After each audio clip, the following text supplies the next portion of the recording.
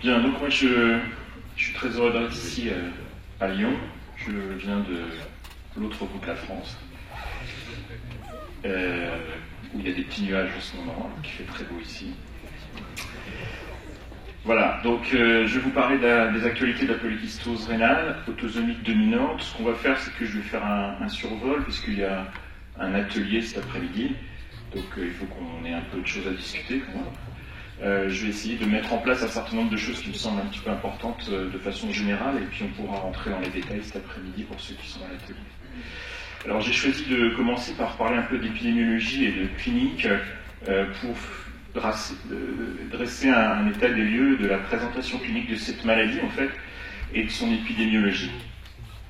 Alors tout ça va être basé sur une grosse cohorte qui s'appelle GenKyst, qui regroupe tous les patients polykystiques des centres de l'ouest de la France, ici.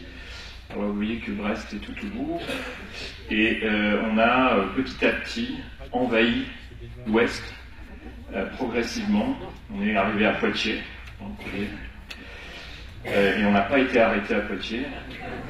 Et donc on sollicite tous les centres pour inclure tous leurs patients polykystiques dans la cohorte GenKyst.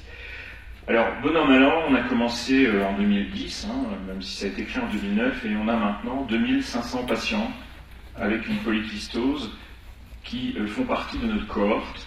Des patients qu'on analyse sur le plan clinique et génétique, et en fait, aujourd'hui, c'est une des plus grandes cohortes mondiales de polykystose qui peut nous aider à comprendre mieux comment cette maladie évolue et comment elle se présente. Alors je vais vous détailler un petit peu la cohorte parce que je pense que ça peut être intéressant pour vous d'avoir un certain nombre d'éléments éventuellement avant d'en discuter cet après-midi. Alors on a à peu près autant d'hommes que de femmes, et si on regarde un petit peu sur une toute petite population où là on est pratiquement sûr qu'il n'y a pas un seul polykystique dans la nature qui n'ait pas été inclus, c'est-à-dire le département du Finistère, on est, vous voyez, à 385 par million d'habitants. En fait, c'est toujours intéressant parce que si on calcule, ça fait même pas un patient pour 2000. Et vous savez que c'est la définition de la maladie rare. Et donc, bon, très probablement, on n'est pas encore exhaustif, mais il y a des chiffres de prévalence dans la littérature que tout le monde reproduit de façon systématique dans chaque introduction de papier sur la polykystose, qui ne sont pas basés vraiment sur des chiffres réels, et donc peut-être qu'on va arriver à avoir des chiffres réels de la prévalence de cette maladie d'ici quelques mois. Alors, le point important, c'est que les patients sont inclus dans notre cohorte à un âge donné, au moment où ils se présentent, où ils acceptent de rentrer dans la cohorte. Et vous voyez que l'âge d'inclusion dans la cohorte est de 54 ans. Alors on a très peu d'enfants, bien sûr, de maladies pédiatriques, puisque c'est une maladie qui est rarement de présentation pédiatrique. Et globalement, ce sont des gens aux alentours de la cinquantaine. Ce qui est le plus intéressant, je pense, c'est de regarder l'âge moyen au diagnostic de cette maladie. Et ça, c'est très intéressant parce que ça a évolué au cours du temps, parce que, on va en parler tout à l'heure, aujourd'hui, dans la polykystose, on a des traitements, ce qu'on n'avait pas il y a quelques années. On sait que les modes d'intervention précoces donnent des résultats sur l'évolution de la maladie, donc il y a une nécessité, c'est à diagnostiquer les patients tôt. On ne peut plus recommander aujourd'hui à un polykystique de dire, bon, ben voilà, il suffit d'attendre qu'ils soient en insuffisance rénale terminale pour qu'il aille voir un néphrologue. Ça n'a pas de sens. Et vous voyez qu'on a un âge moyen de diagnostic de 37 ans. Et si on compare à pas mal de cohortes à travers le monde, c'est jeune. Ça veut dire que dès lors qu'on s'intéresse à une population, qu'on discute dans les familles, des membres supplémentaires viennent se faire recenser, et du coup vous baissez l'âge de diagnostic, et ça, à mon sens, c'est quelque chose de positif. Alors, la photographie de notre population, vous voyez, près de 65% n'ont aucune méthode de suppléance. Ils ne sont ni en dialyse ni en greffe, donc 27% sont en greffe et 7,3% en dialyse. Tout ça pour vous dire que c'est un vrai reflet de la population, c'est-à-dire qu'on ne prend pas que les malades au stade terminal. C'est vraiment tous les patients, dès qu'ils ont un diagnostic, dès qu'on a découvert quelques kystes, qu'on fait rentrer dans notre cohorte. Et vous voyez ici, si on exclut ceux qui sont en dialyse, et ceux qui sont transplantés, comment ils sont représentés en fonction de l'évolution de leur maladie rénale. Alors c'est peut-être une terminologie à laquelle vous n'êtes pas très habitués. On parle de stade 1 de la maladie rénale chronique, quand on a un rein qui marche encore bien, ce sont la plus grosse barre, les 476 malades, et puis ensuite stade 2, stade 3, stade 3A et B, stade 4 et stade 5, en fonction des fonctions rénales qui diminuent. Et vous voyez qu'on a une très forte représentation des stades précoces de la maladie. Et ça, c'est très important, parce que si on veut comprendre comment évolue cette maladie, il faut avoir dans sa cohorte des gens jeunes qui débutent la maladie et les suivre et voir comment ils évoluent. Alors le mode de découverte aussi, c'est important à considérer parce que ça a beaucoup évolué du fait justement de l'intérêt qu'on porte à cette maladie aujourd'hui. Il y a encore quelques années, le principal mode de découverte de la maladie, c'était une échographie. Les patients avaient mal au ventre, on faisait une échographie et fortuitement, on découvrait qu'ils avaient une polykystose. Aujourd'hui, plus d'un tiers des patients diagnostiqués viennent spontanément chez nous pour une enquête familiale. Ils savent qu'il y a la polykystose dans la famille et ils veulent savoir s'ils sont atteints ou pas. Donc ça aussi, la prise en charge de cette maladie a modifié le mode de découverte. Alors ensuite, vous avez toujours la découverte fortuite, l'hypertension artérielle qui n'est pas rare comme mode de découverte. 10% des patients sont découverts parce que le médecin traitant met en évidence une hypertension qui va conduire à un bilan et derrière on va découvrir des kystes. Voilà, donc je vous fais grâce des autres signes, mais qui sont importants. Alors peut-être quand même la douleur, 7% des patients découvrent leur polykystose à cause de phénomènes douloureux. Alors les kystes hépatiques dans notre population, c'est simplement une photographie, donc vous voyez que près de 66% ont en même temps des kystes rénaux, des kystes hépatiques, ça c'est des données qui sont assez connues, et donc c'est quelque chose qui est à prendre en compte en fonction de l'évolution de la maladie. On sait que les kystes hépatiques sont d'autant plus présents que la maladie est là depuis longtemps. Les douleurs. Alors on vient d'avoir un exposé sur les douleurs. Les douleurs, c'est quelque chose d'important dans la polykystose, souvent négligé par les médecins. Il faut vraiment interroger, et là on le fait spécifiquement, il faut interroger les patients, est-ce que vous avez mal, quel type de douleur, etc., pour pouvoir avoir des renseignements précis. Et la prise en charge de la douleur est un élément majeur dans la polykystose, mais vous voyez que plus d'un tiers des patients signalent au moment simplement où ils rentrent dans la cohorte des douleurs. Et je vous rappelle qu'il y a une grosse proportion de patients qui pourtant sont au stade précoce de la maladie. Il y a un certain nombre de complications comme les infections de kystes que vous connaissez pour ceux qui ont la polykystose et qui ont pu expérimenter ces complications qui peuvent de temps en temps être très aiguës. Donc on voit qu'ici, pareil, cette photographie, 17% des patients avaient présenté des infections de kystes, des hémorragies de kystes aussi, qui sont souvent responsables de douleurs très violentes, aiguës, et d'hospitalisation. 21% des patients dans notre cohorte avaient présenté des hémorragies intrakystiques. Les calculs, les lithiases avec les calculs, les coliques néphrétiques, quelque chose qui est souvent aussi négligé et mal pris en charge dans les polykystoses. Vous voyez que ça représente un patient sur 5 qui a eu des épisodes lithiasiques. Alors, la particularité de notre cohorte, c'est qu'on s'intéresse à la génétique, c'est-à-dire la totalité des 2500 patients ont été génotypés pour aller rechercher la mutation en cause, le gène en cause et le type de mutation en cause. Et vous voyez que la grosse partie bleue, ici, la plus grosse partie des patients ont ce qu'on appelle une mutation du gène PKD1 et une mutation sévère, ce qu'on appelle une mutation tronquante, ce qui veut dire que en fait, l'anomalie génétique est responsable d'une diminution quasi complète de l'expression de la protéine, la polycystine 1, qui dépend du gène PKD1. Donc c'est la forme la plus sévère de la maladie. Donc, vous voyez ici que vous avez plus de la moitié des patients qui ont une forme sévère. Ensuite, vous avez à côté les 552 patients qui ont encore une maladie qui est dirigée sur le gène PKD1, mais cette fois-ci une mutation de type non tronquante, une maladie un peu moins sévère, et on en reparlera tout à l'heure.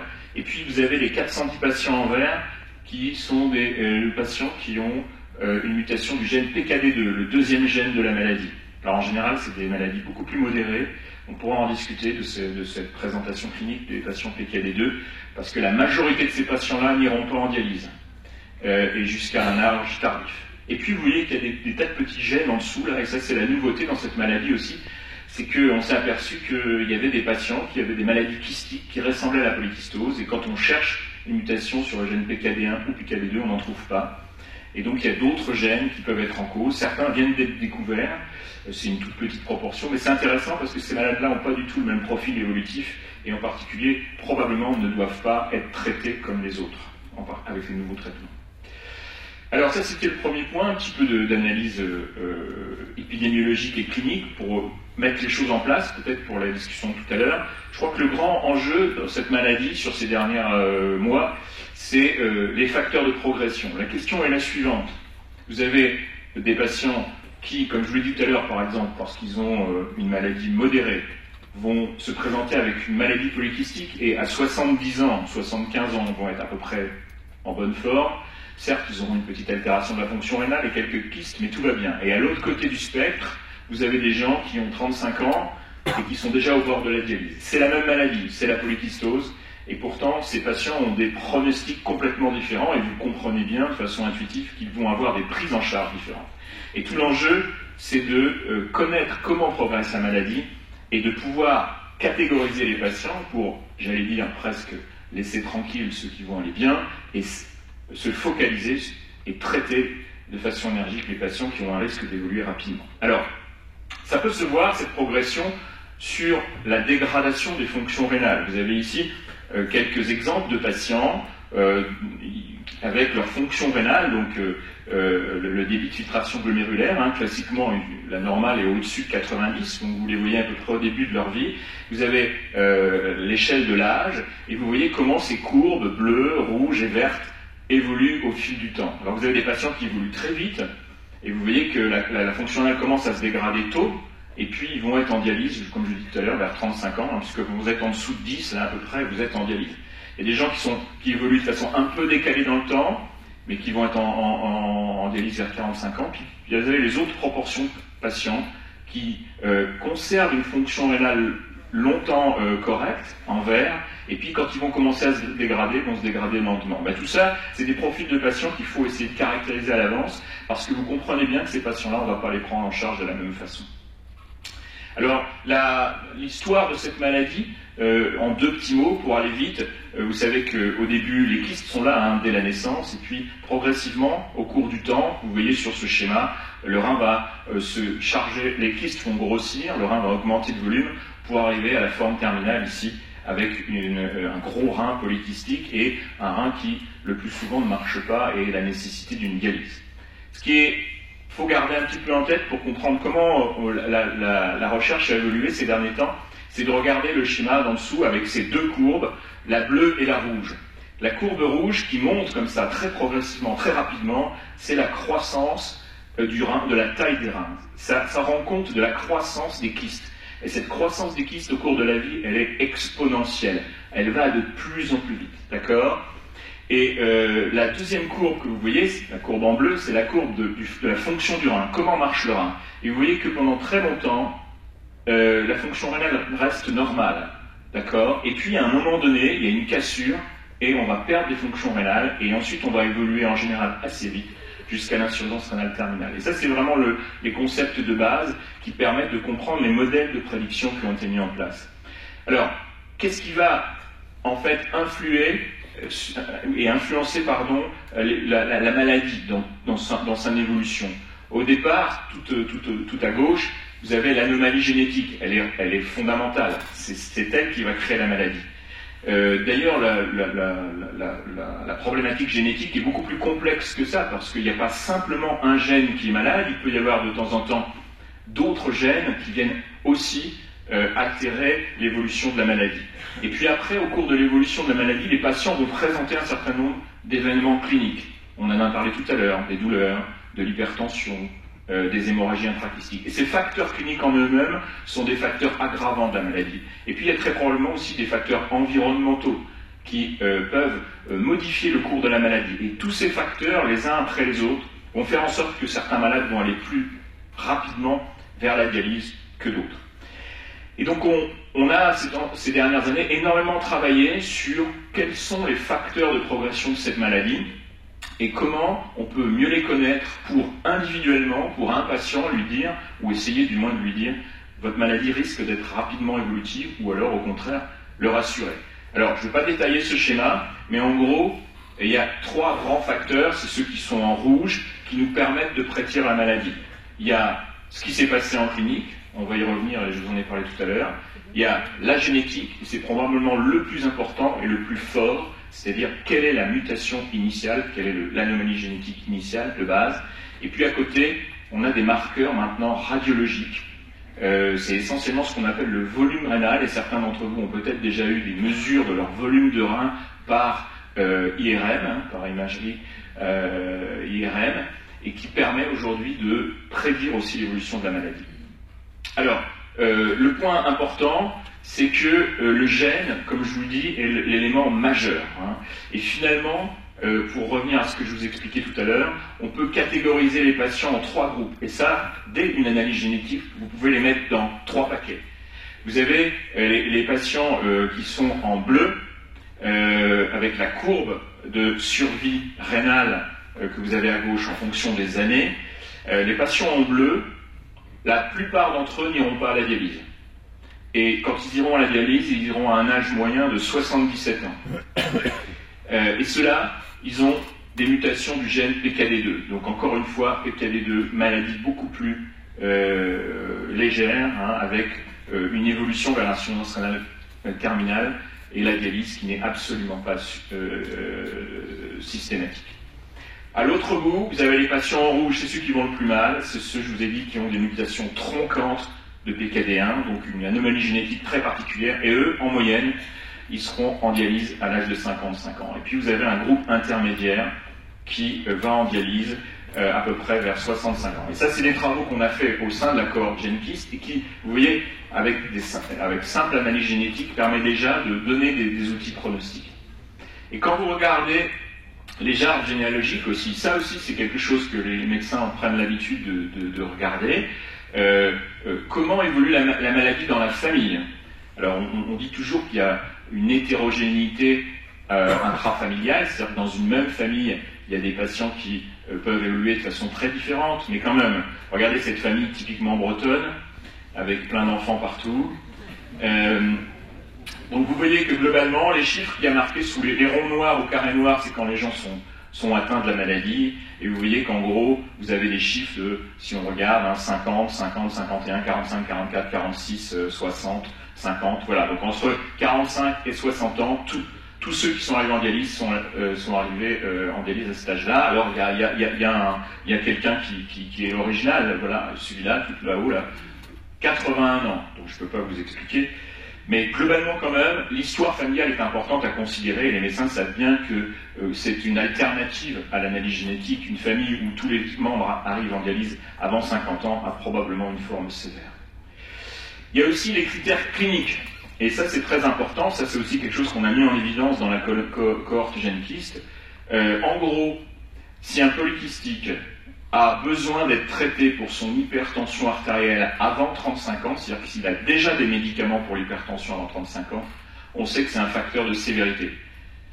De la même façon, si avant 35 ans, il a déjà des douleurs importantes, il a déjà fait des infections de kystes, il a déjà fait des saignements, des hématuries macroscopiques, comme on l'appelle, qui correspondent le plus souvent à des saignements de kystes, eh bien ça aussi, c'est une maladie sévère, et grâce à ça aussi, on peut prédire que la maladie va évoluer plus vite. Alors, ces outils, à partir de la meilleure connaissance de ces facteurs de progression, on a mis en place maintenant ce qu'on appelle des outils de prédiction dans la maladie rénale chronique. Et le premier, c'est le volume rénal. Donc, encore une fois, probablement certains d'entre vous ont déjà eu ces mesures-là. Qu'est-ce que ça veut dire? On va mesurer le volume des 2 reins. Ça comprend aussi bien le parenchyme, le tissu rénal qui est sain, mais ça comprend aussi le volume des kystes. Et en moyenne, des reins de taille, pour quelqu'un qui a des reins de taille normale, ce volume rénal total fait à peu près 200 millilitres.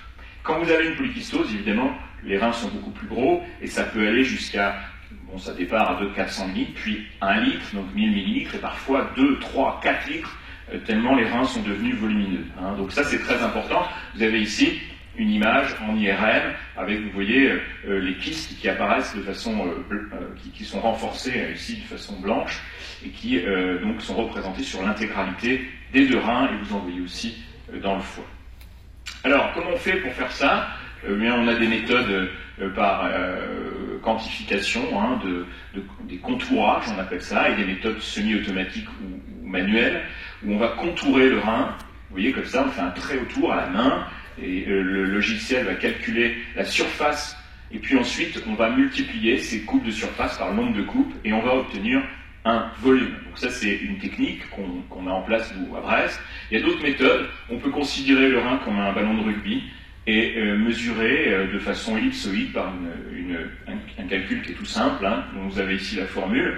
Mesurer les grands diamètres, donc c'est plus facile, au niveau donc de l'IRM ou même de l'échographie, et ensuite pouvoir mesurer le volume du rein. Alors pourquoi faire tout ça? Eh bien parce qu'en fait, bon, la diapo n'est pas très bien passée, c'est pas très grave. En fait, ce qu'on sait aujourd'hui, et si vous vous souvenez la courbe rouge dont je vous ai parlé tout à l'heure versus la courbe bleue, on sait qu'aujourd'hui, le volume du rein est un marqueur de l'évolution de la maladie et permet de prédire l'évolution de la maladie. Et donc on a 3 outils en fait de prédiction aujourd'hui. Il y a celui-ci qui a été mis en place par les Américains.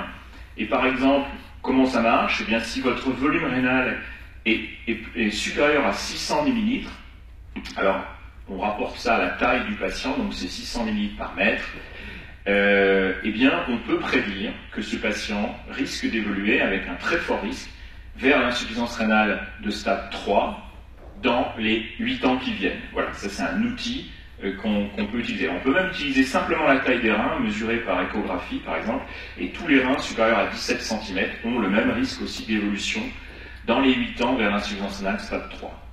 Alors il y a un autre outil de prédiction qui est très à la mode, qui a été développé par nos collègues de la Mayo Clinic aux États-Unis, qui est à peu près le même type d'idée, hein, c'est-à-dire vous prenez à un âge donné le volume rénal du patient, et on peut prendre n'importe quel point ici au milieu du graphique, j'ai plus de souris.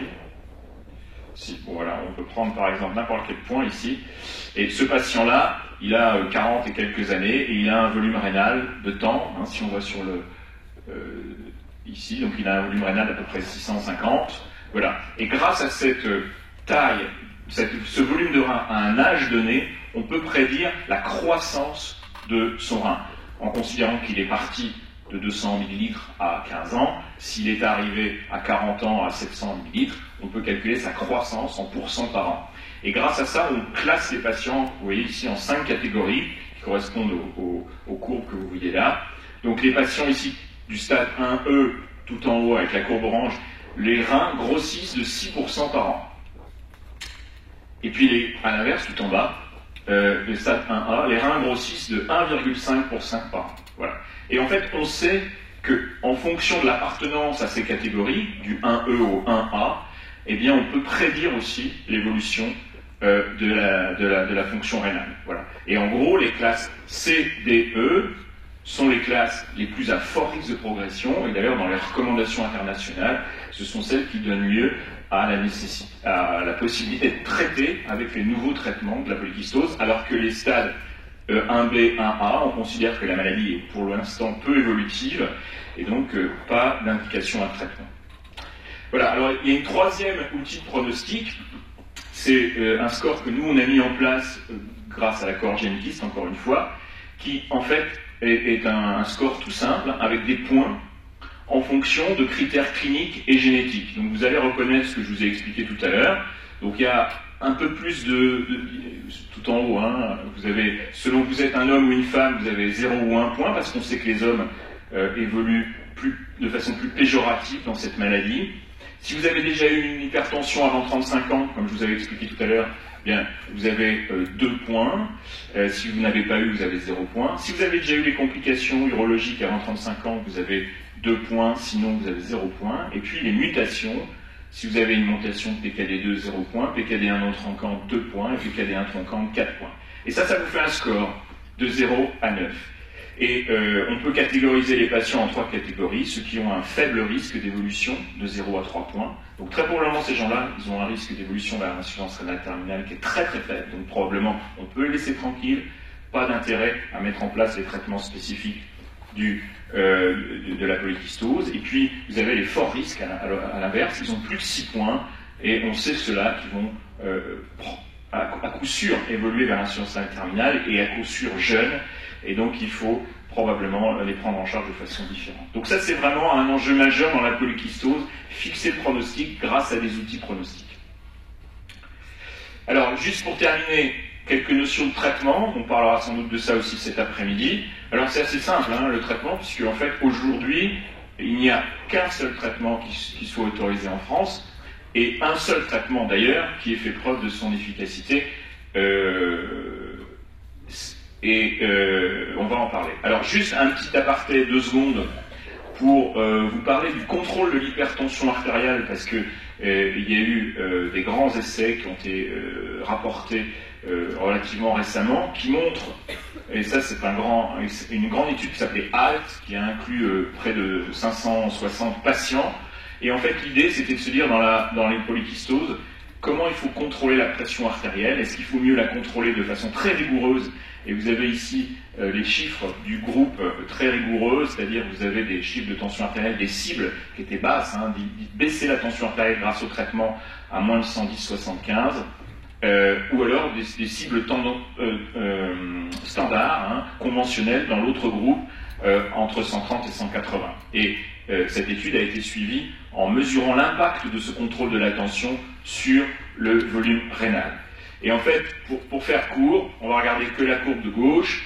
Et bien ce qu'on voit, vous avez en bleu la courbe qui monte au cours du temps, qui est l'augmentation du volume du rein dans les patients qui ont eu un contrôle de tension artérielle de type conventionnel. Et vous voyez en comparaison la courbe rouge qui monte beaucoup moins, qui est différente, statistiquement différente, et donc qui laisserait entendre que plus la pression artérielle est contrôlée dans la polykystose, moins la maladie évolue. Et donc c'est probablement quelque chose à garder en tête, en particulier, quand je vous disais tout à l'heure, ça fait partie des raisons pour lesquelles il faut dépister les polykystoses tôt, voir les gens très tôt, puisque si l'hypertension apparaît tôt dans la maladie, il faut la prendre en charge rapidement. Et puis, pour terminer, donc le seul médicament qui soit disponible dans la polykystose aujourd'hui, c'est le tolvaptan. Et ça, c'est à partir d'un essai qui s'appelle Tempo 3-4, qui a été rapporté déjà depuis quelques années, en 2012, mais le médicament ensuite a mis du temps à arriver dans les pharmacies. Donc cet essai a inclus presque 1500 patients, et on a donné le médicament versus, dans un autre groupe, du placebo. C'était des patients particuliers qui ont eu ce traitement, ils étaient sélectionnés, ils étaient relativement jeunes, ils avaient un volume rénal relativement élevé, à 750 ml par rapport aux chiffres que je vous ai donnés tout à l'heure, et ils avaient encore, à la date de l'entrée dans l'essai, des reins qui fonctionnaient correctement, avec donc une clairance de la créatinine aux alentours de 60 ml par minute. Alors, on rentrera peut-être dans les détails cet après-midi sur comment se prend ce médicament, 2 prises par jour, avec des paliers pour arriver à la dose maximale.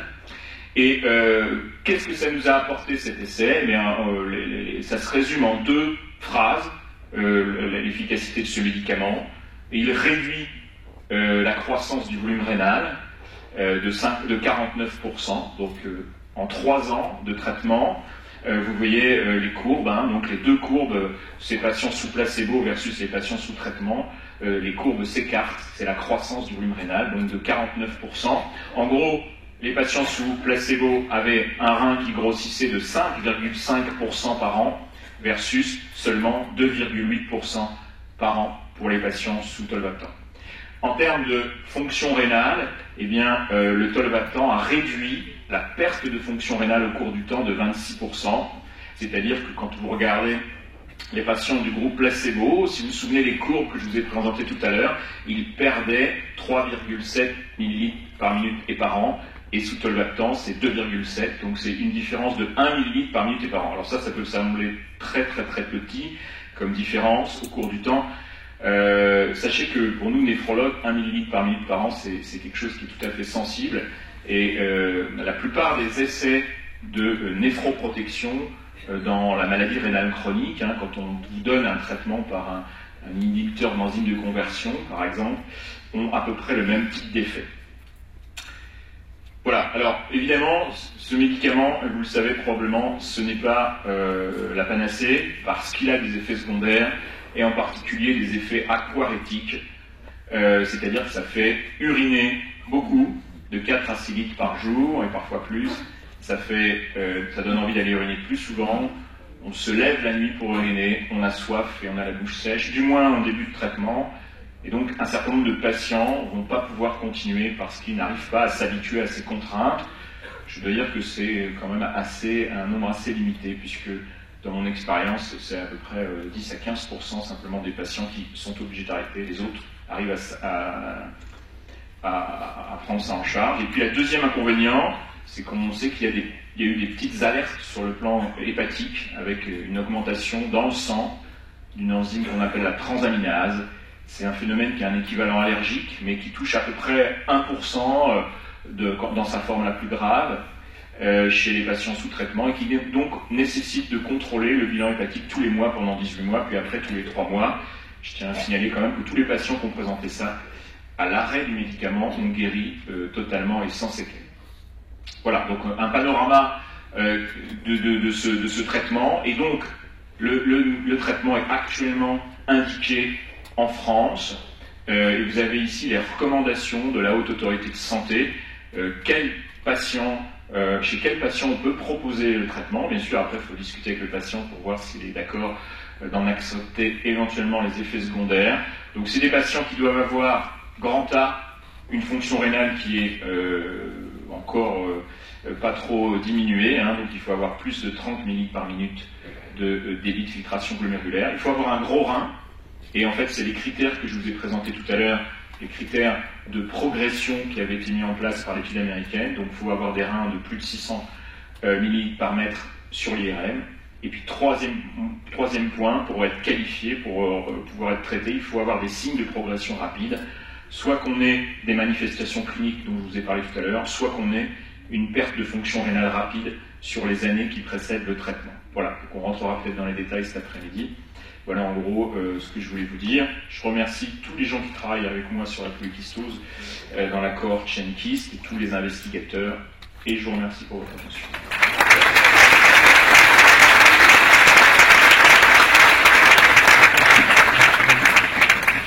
Merci beaucoup Yannick.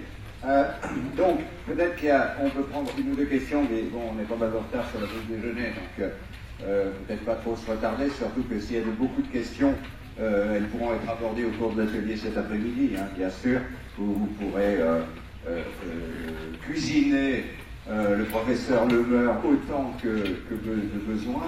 Donc voilà, est-ce qu'il y a une ou deux questions urgentes?